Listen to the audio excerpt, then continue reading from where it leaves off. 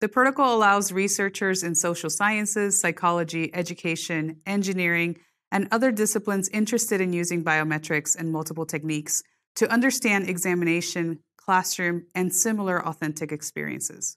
The main advantage of this technique is that it aims to find the potential sources of noise due to motion artifacts in the data.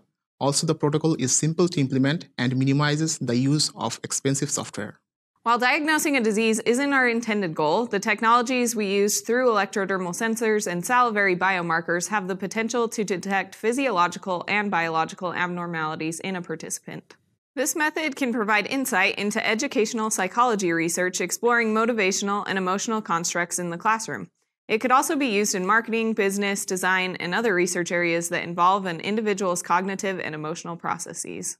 The main struggle a researcher will have with this method is to time-sync the events they aim to study while accounting for the limitations of existing physiological and biological techniques. It is important to understand the process of electrodermal activity, especially the working process of electrodermal sensors, as the existing open-source filtering techniques are limited. Given that this technique is aimed for quasi-experimental designs using multiple techniques and disciplinary expertise, a visual demonstration of this method is essential to allow researchers to witness the parallel and coordinated steps needed to successfully execute this method.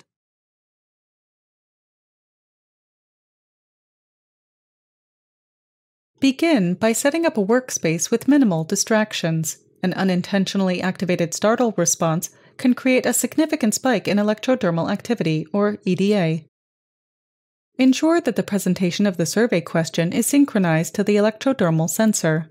Use the internal clock of the computer to establish a data collection timeframe, and if you